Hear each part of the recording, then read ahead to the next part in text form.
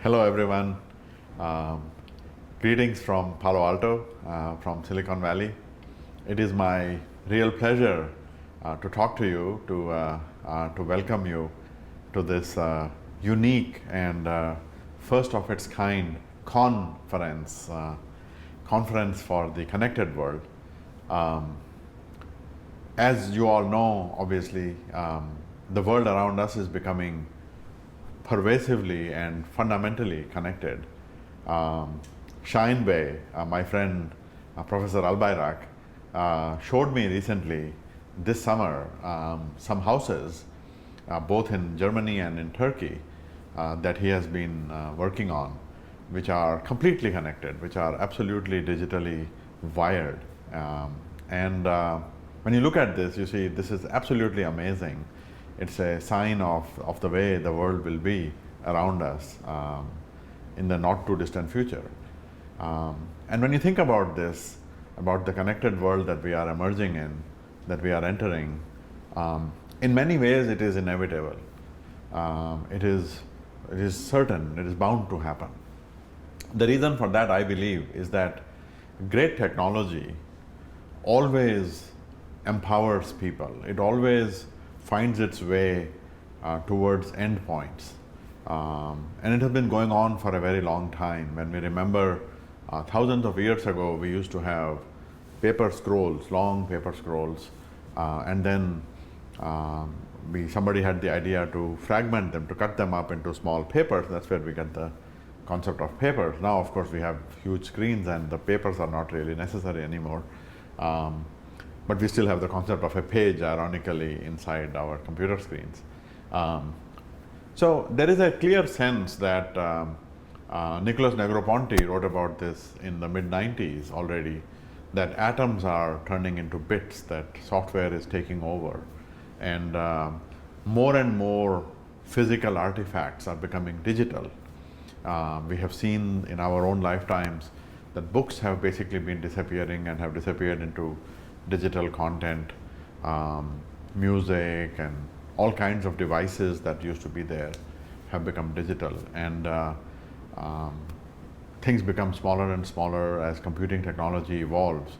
So in many ways, this miniaturization, this digitization is inevitable, and as we think about that going forward into the future, this is a trend that is, as Nicholas said, irrevocable and unstoppable.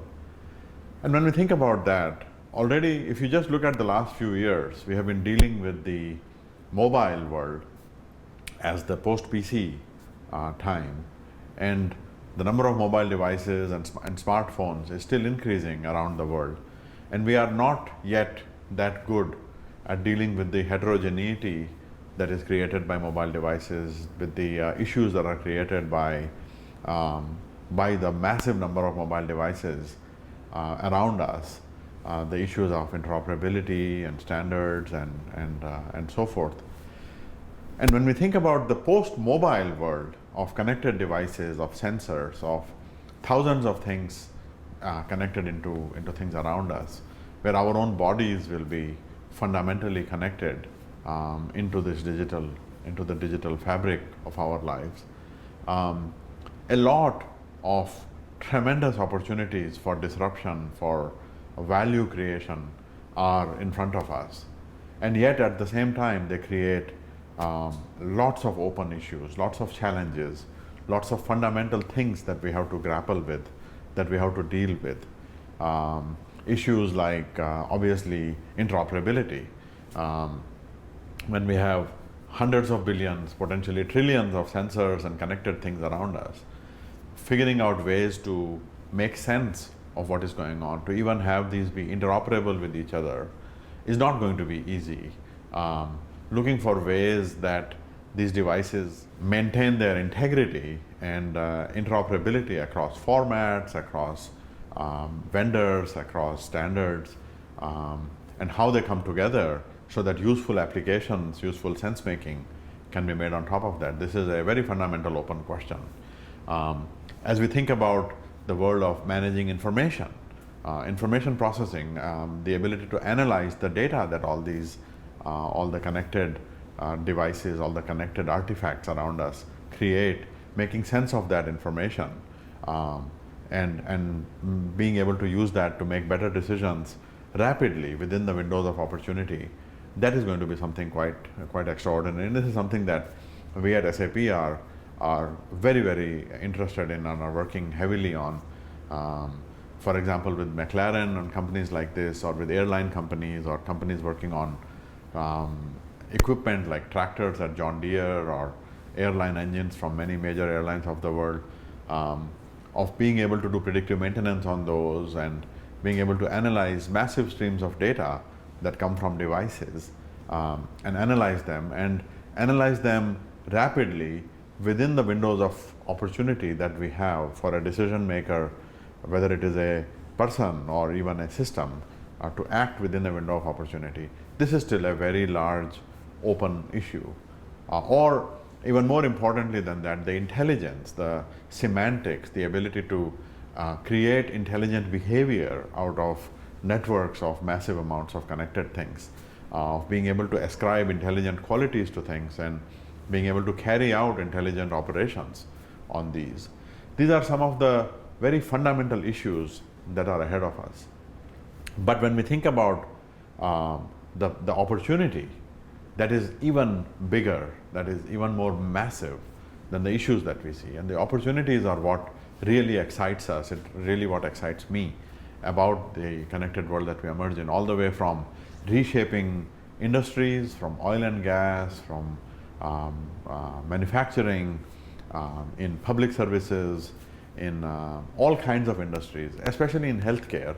When we look at ourselves and the kinds of lives that we live now, our opportunity to reshape this life is really massive. So far, our basic model of healthcare has been that a patient, when you get to be my age or older, you go maybe once a year for a medical checkup, and then they take your measurements of blood pressure and cholesterol and things like this. And then on the basis of this one-time measurement, we determine what our medical situation is. It is so primitive. It is like, in many ways, when it comes to technology's ability to shape our lives and our healthcare, we are still living in the dark ages. And so you already see the emergence of a connected health, of connected bodies, of connected life, where I wear this jawbone band to see how much I walk in a day, and how I sleep and so forth. All kinds of new devices like this are coming out, which can help us measure our blood pressures, our heart rates, measure the cholesterol and sugar in the blood, and things of this nature, enabling us to live what the ancient Greeks used to call the examined life, of being able to observe and examine ourselves and continuously improve these things. So we see a world ahead of us that is a completely transformed world, a completely connected world, and that is just a massive opportunity to help shape our collective destiny, including ourselves, of enabling us to live better as a result of information technology. But also one where we have to deal with very serious issues around privacy, around security, around misuse.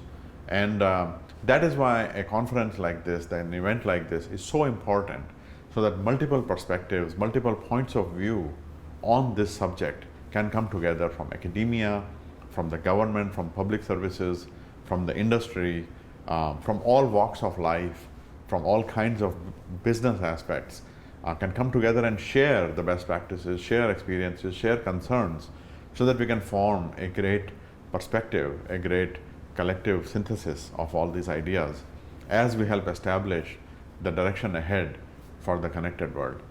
So I wish you all a great event, an event full of reflection and great conversations and shared findings, and I look forward to working with you as we head down the path of enabling a connected world.